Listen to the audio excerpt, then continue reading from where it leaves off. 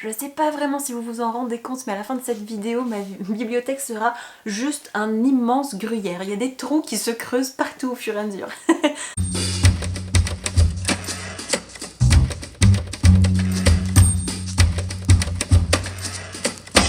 Et coucou mes soupes à la pelouse, j'espère que vous allez bien. Je suis ravie de vous retrouver aujourd'hui pour un concept de vidéo que j'aime tout spécialement, à savoir les recommandations littéraires personnalisées. Je vous demande sur Instagram ce que vous avez envie de lire et je vous donne des conseils adaptés dans la foulée. On y va ?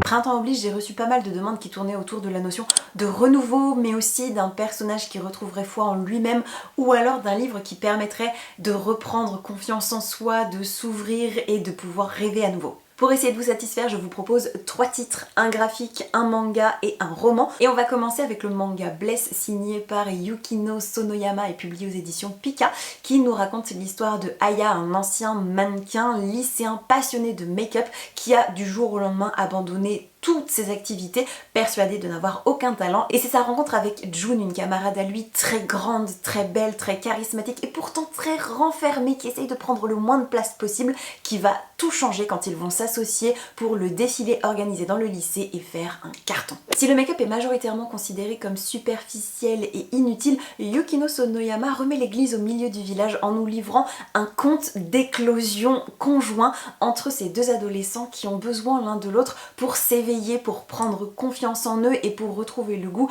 à leur passion, l'un pour le make-up, l'autre pour le mannequinat. Nous rappelons au passage que nous n'avons pas besoin d'être des génies ayant toutes les clés pour se lancer corps et âme dans notre passion. Hyper libérateur si vous avez besoin d'une petite étincelle pour vous rappeler à quel point vous êtes génial sans même le savoir. Et qu'au pire, c'est pas grave, c'est aussi en faisant, en essayant qu'on apprend, qu'on se découvre et qu'on gagne en compétences. Ma deuxième reco pour du renouveau, pour un nouveau souffle et pour se redécouvrir, c'est Impénétrable de Alix Garin, un roman graphique largement autobiographique qui débute avec une errance médicale et la détresse psychologique attachée, puisque Alix souffre de vaginisme. Et là vous allez peut-être vous dire, mais quel est le rapport entre le renouveau et le vaginisme? J'y viens, figurez-vous, puisque après avoir été diagnostiquée et entrepris un parcours de soins pour essayer de soigner cette douleur omniprésente qui dynamite son couple et son rapport au corps, elle va parallèlement entamer un voyage intime et presque inconscient pour questionner l'amour, la société, son rapport aux autres, ses propres aspirations et ces schémas dans lesquels elle est très rapidement tombée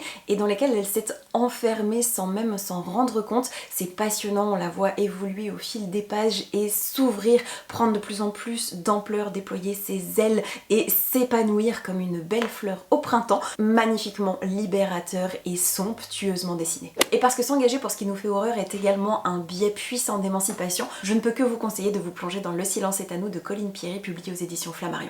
Ce roman va déployer l'histoire de Léo, une ado pas très bien dans ce corps qu'elle ne reconnaît pas, qu'elle n'arrive pas à s'approprier. Elle s'habille ample, elle rase les murs, elle est très silencieuse mais adore écrire de la poésie. Et un jour qu'elle fuit l'agitation au lycée, elle va passer sous un escalier et apercevoir Mariam en train de se faire agresser par son petit ami. Et la jeune fille va rester totalement figée face à cette scène d'horreur, être incapable de prendre position et de défendre sa camarade, ce qui va infiniment la tourmenter et générer l'étincelle qui lui manquait pour se réapproprier à la fois sa vie, ses convictions, son corps et déployer son plein potentiel. C'est un récit sur le lien, sur le militantisme, sur l'amitié, sur la découverte de soi et qui démontre à quel point le silence peut être un outil politique d'une puissance dévastatrice. Le tout servi par une plume absolument divine que vous allez déguster comme une abeille déguste du nectar. Si vous voulez découvrir un extrait, je vous en lis un dans mon reel chronique que je lui ai dédié sur Instagram et que je vous mettrai en barre d'infos. La prochaine reco est plus ciblée puisqu'on m'a demandé des livres qui parlent de bouffe mais qui ne se passent pas dans un univers de fantasy. Si vous me connaissez un tant soit peu, vous savez que je ne passerai jamais à côté d'une occasion de vous parler et de vous recommander ad nauseam La brillante destinée d'Elisabeth Zott, écrit par Bonnie Garmus. Comme son titre l'indique, Elisabeth est une chercheuse et une chimiste brillante à qui malheureusement on ne cesse de mettre des bâtons dans les roues et pour cause, elle est une femme dans un milieu scientifique en plein milieu des années 60 aux États-Unis. Autrement dit, tous ses collègues préféreraient qu'elle leur apporte des cafés plutôt que de mener des expériences. ambiance. Mais au milieu de ce panier de crabes, elle va finir par dénicher la perle rare qui va lui convenir, qui va l'aider à atteindre son plein potentiel jusqu'à un drame terrible qui va la propulser non pas dans les affres de la dépression, mais plutôt sur les plateaux télé, dans les pompes d'une présentatrice de l'émission culinaire la plus visionnée à travers le pays. Et si a priori les deux carrières n'ont rien à faire ensemble, Elisabeth utilise ce prétexte d'apprendre aux femmes à être la ménagère parfaite, à bien cuisiner, pour les éduquer, pour leur permettre de prendre en main leur instruction, leur culture générale et s'émanciper grâce au savoir. En plus d'être férocement drôle, libérateur, c'est également excessivement gourmand. On y parle de bouffe à toutes les sauces. Et pour rester dans le thème, je vous recommande au passage Un chimiste en cuisine, qui est un très court texte qui décortique toutes les réactions chimiques qui se produisent dans une cuisine. Une reco-lecture qu'Elisabeth approuverait à coup sûr. Autre récit gourmet qui permet également de se questionner sur la place de la femme dans la société, Miss Elisa de Annabelle Abbs, publié aux éditions Pocket, qui imagine ce qu'a été la vie de cette femme qui, voulant publier son premier recueil de poésie, va plutôt se voir proposer la rédaction du premier livre de cuisine de l'histoire. Une plongée dans le Londres du jeune 19e siècle particulièrement savoureuse. Et si vous aimez la nourriture japonaise, alors je vous conseille de déguster sans modération Couteau et Piment Vert, une série publiée aux éditions du Lézard Noir qui se concentre sur le personnage d'Ichiko, 34 ans, qui va essayer de reprendre en main l'auberge-restaurant familial qui périclite au sortir de la Seconde Guerre mondiale. Il y est également question d'un mariage arrangé dont l'ambiance et l'atmosphère va être considérablement adoucie grâce à la cuisine. Il y a beaucoup de recettes et de scènes de compréhension et de retrouvailles et de cohésion autour de la nourriture. Vous allez saliver, c'est moi qui vous le dis. Et ma dernière proposition dans cette catégorie me permettra de faire le lien avec la suivante, puisque je vous conseille au passage De pain et de lait de Carolina Ramquist, publié aux éditions Buchet-Chastel et qui retrace l'histoire d'une famille sur 3 générations de femmes à travers la nourriture partagée ensemble. Et quand je vous dis que ça fait le lien, c'est parce qu'on m'a également demandé des recommandations autour de la famille, de la reconstruction et du pardon. Le premier titre à m'être tout de suite venu à l'esprit, c'est l'une de mes dernières lectures audio, à savoir Patronyme de Vanessa Springora, publié chez Audiolib, qui est une enquête très intime et personnelle menée par l'autrice autour du passé de son père qui vient tout juste de décéder seul chez lui sur son canapé et qui a été découvert par son concierge des jours plus tard. Et en venant trier ses affaires, elle va découvrir des indices d'une histoire familiale qui serait bien différente de celle qu'on lui a racontée, puisque son père était un mythomane notoire avec qui elle ne s'entendait pas du tout. Et en enquêtant sur son histoire à lui, elle va également redécouvrir sous un jour totalement nouveau et beaucoup plus nuancé la figure de son grand-père paternel qu'elle aimait tendrement, nous embarquant dans une enquête historique qui traverse les Balkans et la Seconde Guerre mondiale de façon implacable et entremaillée de réflexions sur la transmission, sur ce que c'est qu'un nom, sur ce que c'est que de s'inscrire dans une tradition familiale, dans des secrets, dans des traumatismes, dans des non-dits. C'était passionnant. Et en plus, cette démarche va lui permettre de peu à peu trouver une forme d'apaisement, une façon ténue mais présente de faire la paix avec ce père à l'égard duquel elle nourrissait infiniment de colère. Et quand on parle de silence qui prennent toute la place dans la famille, évidemment que je vous conseille le magnifique et remarquable Jacaranda de Gaël Faye, publié aux éditions Grasset, qui fait partie de mon top 3 de mes lectures 2024 que nous avons balayé longuement, en long, en large et en travers à l'occasion d'un live sur Patreon. Je vous mettrai tous les liens en barre d'infos si jamais ça vous intéresse. Mais pour l'heure, concentrons-nous sur le résumé de ce roman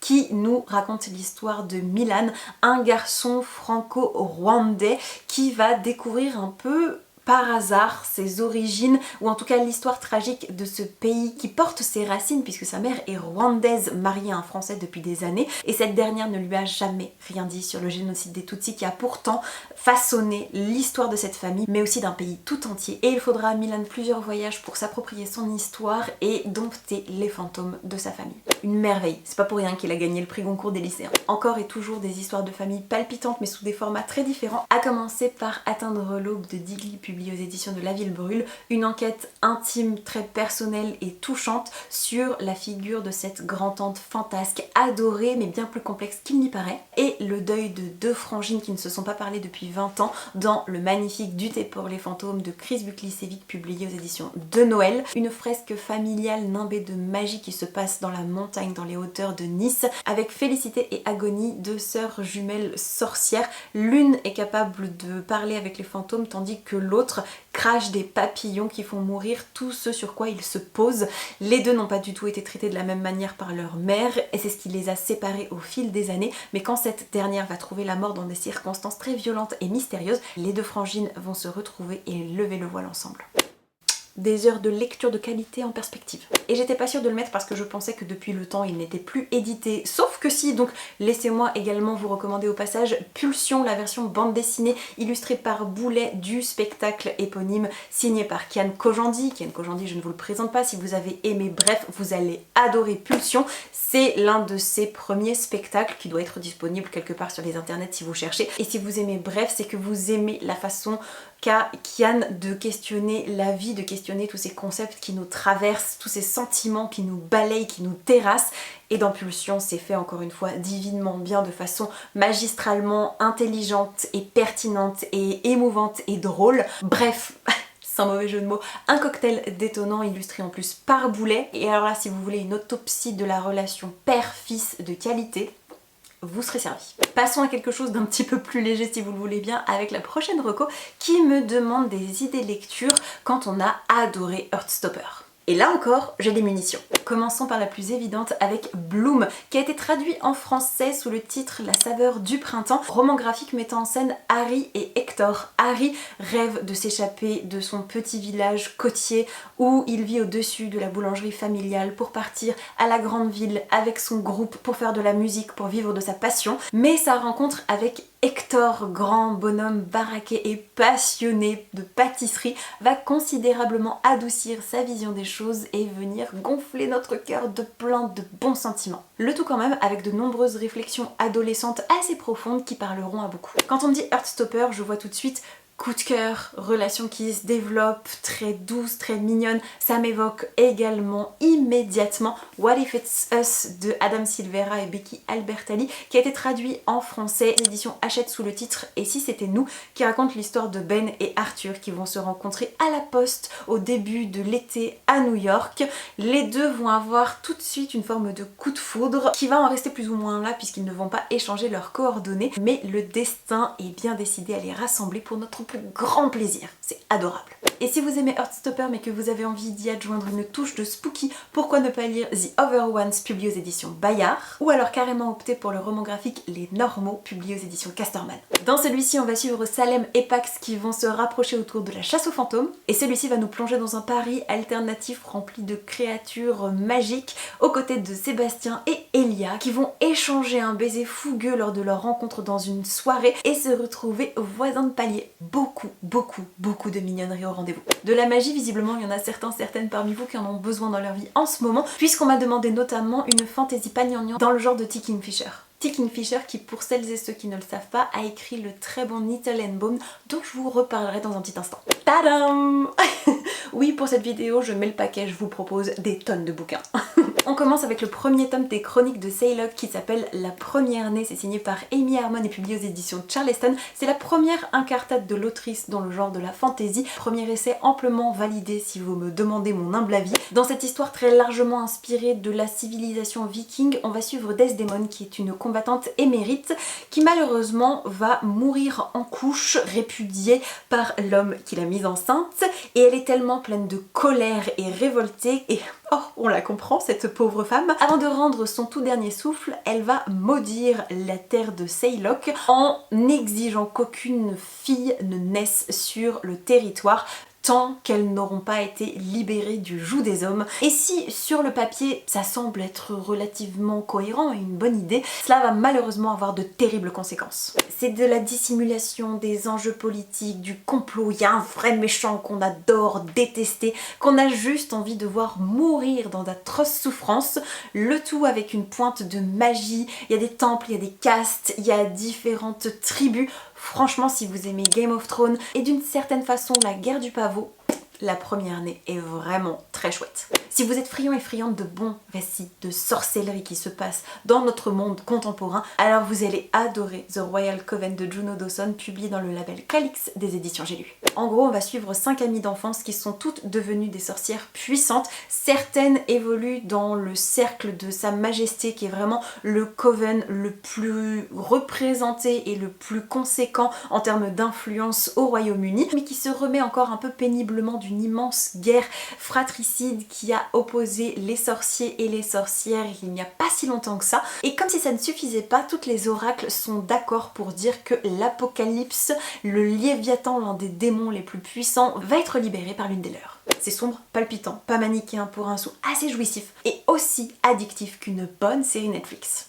Autre excellente fantasy signée cette fois par Laetitia Danae avec sa série des Fleurs d'Oko publiée aux éditions Hachette. L'histoire d'Oko, une jeune femme qui va développer des pouvoirs puisqu'elle est capable de parler aux plantes, ce qui est particulièrement rare puisque la magie est censée être l'apanage exclusif des hommes, ce qui ne l'empêchera pas pour autant de postuler en tant qu'apprenti du magicien le plus influent à la cour. Il y a un tournoi, des intrigues de cour et un système magique de qualité.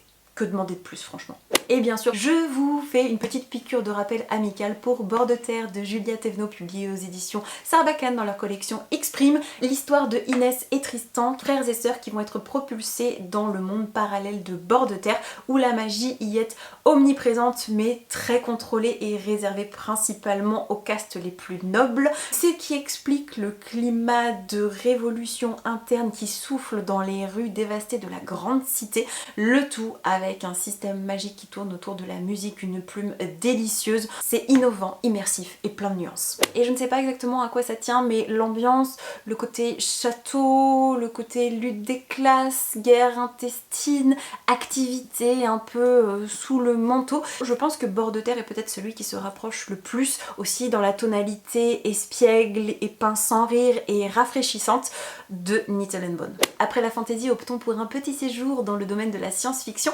puisqu'on m'a demandé des recos de science-fiction positive, mais qui ne soient pas Becky Chambers, puisque déjà connue. Et là, la différence de taille entre mes deux recos est plus que visible.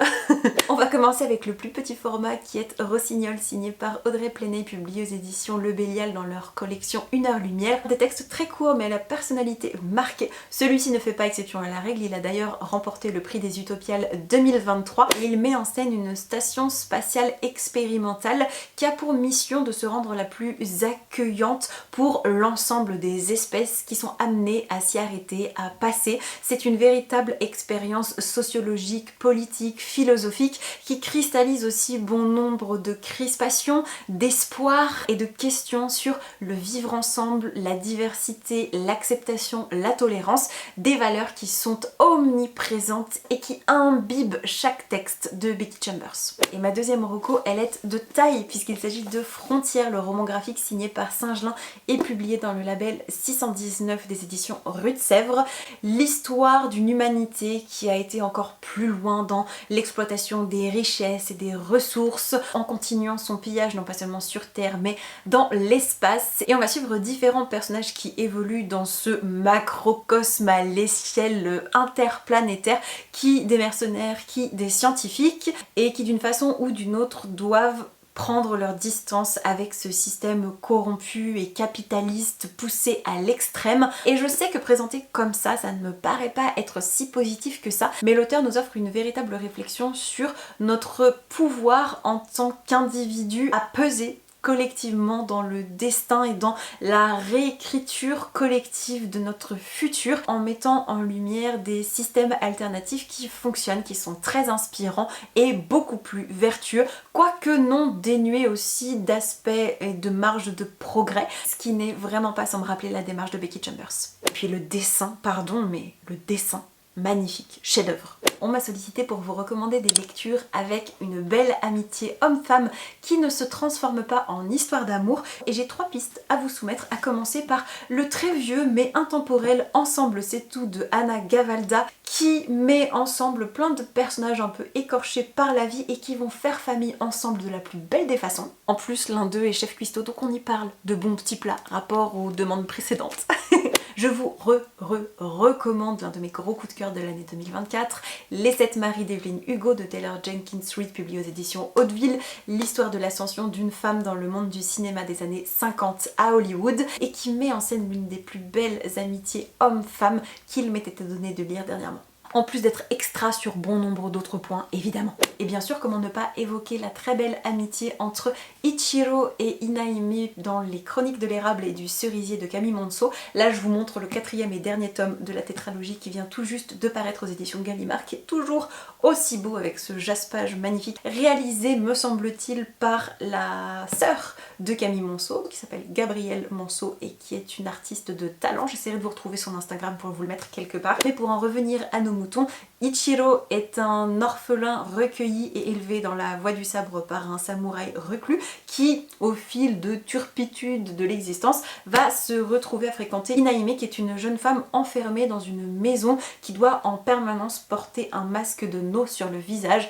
Pourquoi est-elle défigurée? Quel lourd secret cache-t-elle? D'où vient-elle? Quelle est son identité? Cela ne fait partie que des quelques questions qui sont abordées dans cette immense saga magnifique, coup de cœur, que je ne saurais que trop vous recommander. Et si vous cherchez de belles amitiés, hommes, femmes, mais aussi femmes, parce que ça aussi c'est trop rare malheureusement, lisez les Chroniques de l'érable et du cerisier. Et j'y pense à la dernière minute, mais l'amitié entre deux agents spatio-temporels qui sont coincés dans les années 90 dans un petit village côtier est également absolument adorable et à découvrir dans ce très bel album signé par Lucie Brion. Encore et toujours de la magie, puisque visiblement c'est ce que vous avez envie de lire en ce moment, dans la mesure où on m'a pas mal demandé des recommandations pour une aventure magique digne de la passe miroir. Et une fois encore, je suis assez contente de ma sélection. On va commencer avec le livre qui m'y a sans doute le plus fait penser dans sa construction, dans sa plume, dans son ambiance, mais même dans son cadre narratif.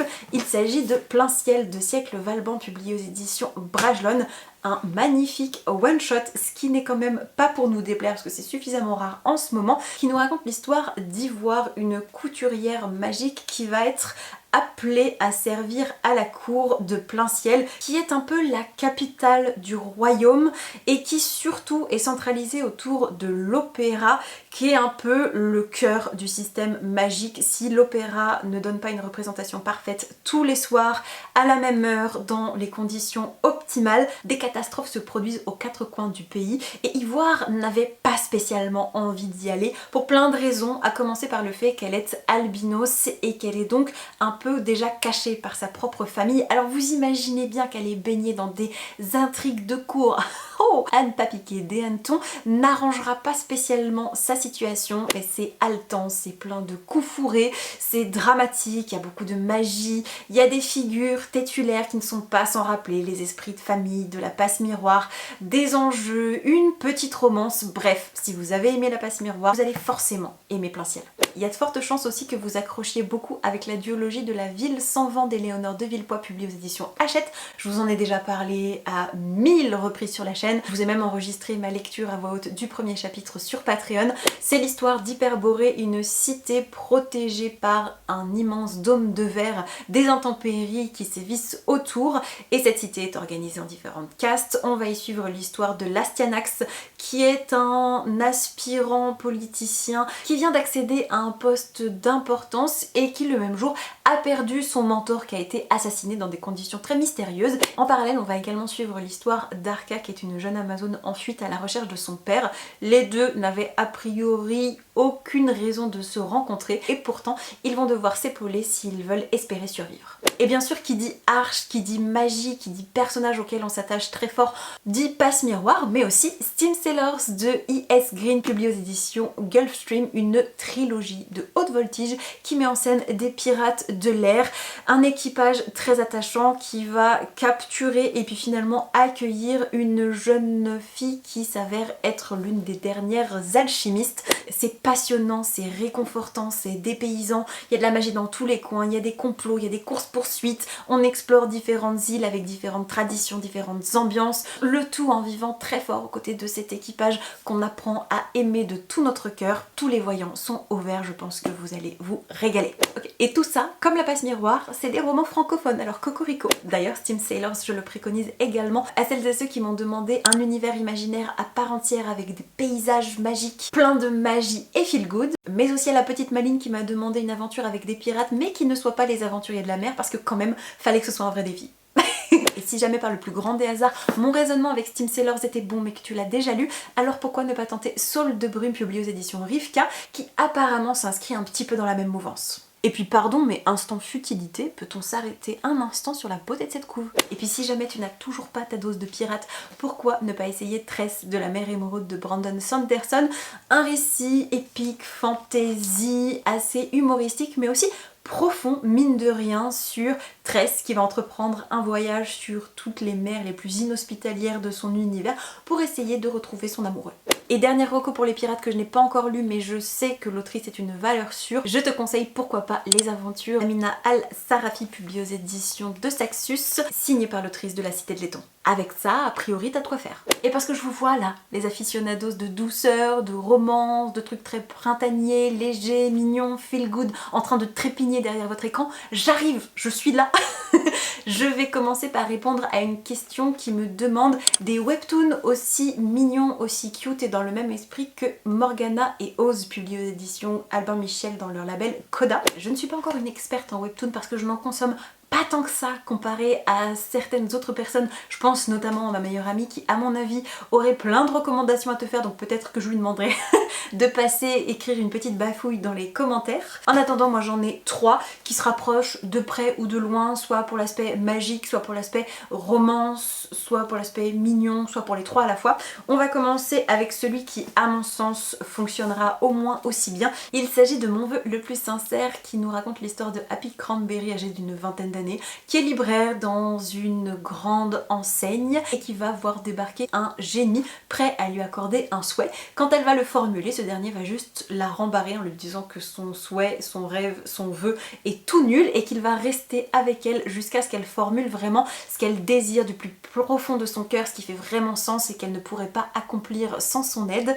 Et va s'en suivre une cohabitation forcée, loufoque et mignonne avec bon nombre de personnages secondaires qui gravitent dans l'équation et qui sont tous plus mignons et déjantés et barrés les uns que les autres. Le cocktail est détonnant. J'ai défoncé les 4 premiers tomes disponibles en un week-end et le tome 5 vient tout juste de sortir. Très mignon aussi, magique également, mais où la romance est moins sur le devant de la scène. Je te conseille aussi Cookie de Myriam Bonastriture, publié dans sa version papier aux éditions Dupuis, qui nous raconte l'histoire de 2 frangins qui vont rater le bus pour se rendre à l'académie de magie, et plutôt que de rentrer la queue entre les jambes chez leurs parents qui vont leur passer le savon du siècle, ils et elles décident de s'offrir une année sabbatique, de faire semblant d'être partis à l'école et se lancent sur une aventure, sur les routes où ils vont rencontrer bon nombre de créatures et de personnes plus ou moins bien intentionnées et mettre les pieds dans une histoire de complot invraisemblable, le tout avec des dessins vraiment mignons.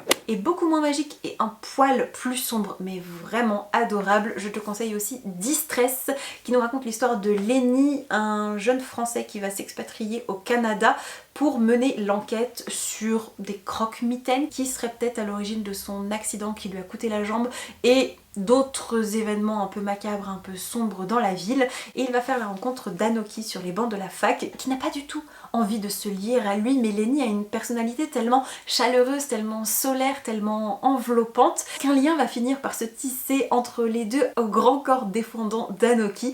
C'est très mignon, il y a ce côté un peu enquête, creepypasta et puis presque une pointe de mafia si on veut. Vraiment trop cool. Et parce que qui dit printemps dit bons sentiments et amour, on m'a demandé des romances mignonnes et pas problématiques et plutôt doudou. Et je commence avec un gros coup de cœur de février totalement imprévu mais que j'adore, auquel je repense souvent, que j'ai déjà envie de relire et pour lequel je guette le tome 2 avec avidité. Il s'agit de Assistant to the Villain, publié encore une fois dans le label Calix des éditions J'ai lu, qui est une forme de réécriture de conte de fées dans lequel lequel Evie Sage est une jeune femme qui vient encore une fois de se faire virer, qui est à la recherche d'un boulot parce qu'elle est la seule à pouvoir assurer la subsistance de sa petite sœur et de son père malade, et au détour d'une balade dans la forêt, elle va tomber nez à nez avec le grand vilain qui va lui proposer un emploi pour devenir son assistante. Ça paraît complètement loufoque dit comme ça, et ça l'est pour notre plus grand plaisir. Et ça part dans tous les sens et tout est plus invraisemblable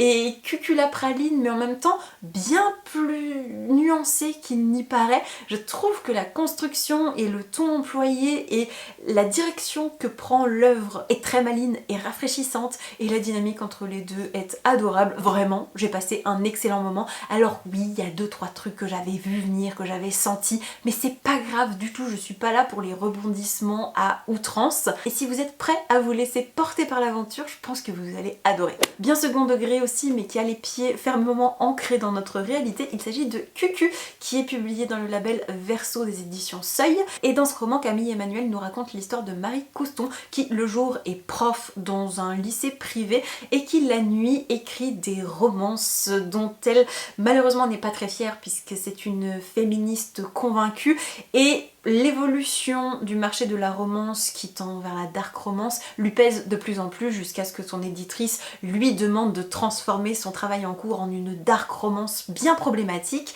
Elle va donc un soir de beuverie décider de tuer son personnage, déposer son texte dans le logiciel qui sert à interagir avec son éditrice, et quand elle se réveille, le personnage qu'elle vient d'assassiner se retrouve sur son canapé. Alors oui, Camille Emmanuel est journaliste et féministe convaincue, et ça se sent dans ce roman. Il y a des passages qui sont un poil trop didactiques à mon goût, où on la voit vraiment venir sur ses réflexions sur la dark romance, sur le marché de l'édition française, et même sa façon d'écrire est typiquement journalistique, mais ça n'empêche pas l'histoire de se déployer, et ça n'empêche pas l'histoire de Marie Couston et de James Cooper de nous embarquer. Et je finirai par vous présenter 2 romances adorables qui m'ont tourneboulé et qui ont des couvertures plutôt pastel, en tout cas parfaites pour le printemps, avec d'un côté The Love Hypothesis de Ali Hazelwood. Est-ce que vous pensiez vraiment que j'allais faire une vidéo sans vous en parler? Je ne crois pas. Avec un jaspage tout mignon, l'histoire de Olive et Adam qui vont se retrouver embarqués dans une histoire de fake dating parce que elle essaye de faire croire à sa meilleure amie qu'elle est maquée pour que la dite meilleure amie puisse sortir avec l'ex d'Olive, et Adam quant à lui veut rassurer l'université quant à son intention de rester sur le campus. Donc chacun y voit son intérêt, et bien sûr les choses ne vont pas en rester là, c'est adorable. Des petites références à Rilo, le tout dans l'univers scientifique, c'est frais, c'est intelligent, c'est pertinent, c'est mignon comme tout. Vraiment The Love Hypothesis, grosse découverte, belle surprise pour ma part. Et bien sûr je vous reparle, je vous remets une petite couche de The 7 Years Sleep de Ashley Poston, l'histoire de Clémentine qui vient tout juste de perdre sa tante adorée, qui a hérité de son appartement un peu magique puisqu'il a la capacité de vous embarquer 7 ans dans le passé de façon totalement aléatoire quand il l'a décidé, quand vous êtes à un tournant de votre vie. Et elle va comme ça faire la rencontre d'un jeune chef cuisinier qui sous-louait l'appartement 7 ans en arrière pendant que elle et sa tante étaient parties faire un séjour sac à dos à l'autre bout du monde. Et ce n'est pas seulement mignon et frais, c'est également une merveilleuse réflexion sur le deuil, mais aussi sur l'évolution de chacun et chacune dans la vie. Comment est-ce que finalement accepter que l'autre évolue est l'une des plus belles preuves d'amour qu'on puisse lui fournir. C'est en tout cas l'une des très belles réflexions et pistes d'interrogation explorées par Ashley Poston dans ce très chouette roman. Et une petite recommandation manga pour les romances avec mon obsession du moment qui est My Love Story with Yamada-kun at Level 1999. C'est publié aux éditions Manabook et on va suivre l'histoire de Akane, une noob qui s'est inscrite à un jeu en ligne pour faire des parties avec son amoureux qui va la plaquer parce qu'il a rencontré quelqu'un sur ce fameux jeu en ligne dont il est tombé amoureux, et la jeune femme qui a le cœur brisé va s'ouvrir à plusieurs membres de sa guilde et y trouver à la fois des amitiés mais aussi, pourquoi pas, un jeune homme dont elle va tomber peu à peu amoureuse. Je ne dis pas que c'est pas un peu cucu sur les bords, mais vraiment c'est un moment tout doux. Si vous aimez les jeux un peu mignons, que vous aimez les interactions bienveillantes, le trope du personnage masculin un peu grincheux et de la jeune fille solaire qui peu à peu s'apprivoise l'un avec l'autre, des personnages secondaires très bienveillants et plein d'allant, plein d'entrain, vraiment c'est des petits bonbons. Et d'ailleurs, au moment même où je vous parle, je suis sans doute en train de me précipiter pour aller chercher mon exemplaire du tome 5 que j'ai réservé à la librairie. Vous m'aviez encore soumis des tonnes de requêtes, donc je vous remercie infiniment pour votre réactivité, votre confiance. Mais comme vous le voyez, cette vidéo est déjà suffisamment longue, donc je vais m'arrêter ici. N'hésitez pas à me dire si vous voulez un deuxième volet de recommandations printanières. Je serais ravie de m'exécuter. Si jamais vous n'avez pas répondu sur Instagram, mais que vous avez envie que je vous conseille des trucs, n'hésitez pas à vous manifester dans les commentaires et peut-être à rebondir sur les recommandations que je vous ai faites aujourd'hui. S'il y a d'autres titres qui vous sont venus à l'esprit et que je n'ai pas mentionné, n'hésitez pas à le faire. Vraiment, ça me ferait très plaisir à la fois de vous lire et de voir que vous vous conseillez des livres entre vous. C'est aussi pour ça que cette chaîne existe. Donc vraiment, faites-vous plaisir. Et si vous avez envie de soutenir mon travail mais que vous ne savez pas quoi commenter, je vous invite à inonder l'espace des commentaires avec plein de crapauds en hommage à Assistant to the Villain. Si d'aventure ma bobine vous manque et que vous voulez la voir encore plus, je vous invite à nous rejoindre sur Patreon où vous retrouverez un book club mensuel exclusif, des vidéos inédites, des podcasts, des articles, des petits moments de coulisses, des soirées films, des goodies à télécharger et bon nombre d'autres choses. J'en profite d'ailleurs comme d'habitude pour adresser un immense merci à tous les pradouillets et pradouillettes qui me suivent et me soutiennent d'ores et déjà là-bas et qui me permettent de continuer à vous proposer du contenu par ici. Sur ces bonnes paroles, je vous souhaite comme d'habitude de merveilleuses rencontres de papier. Je vous dis à la semaine prochaine pour une nouvelle vidéo et d'ici là, prenez bien soin de vous. Ciao ciao. You give me butterflies when you smile and it feels so good. I just can't hide. I wanna hold your hand but it get too shy. It's just me and you. What should I do?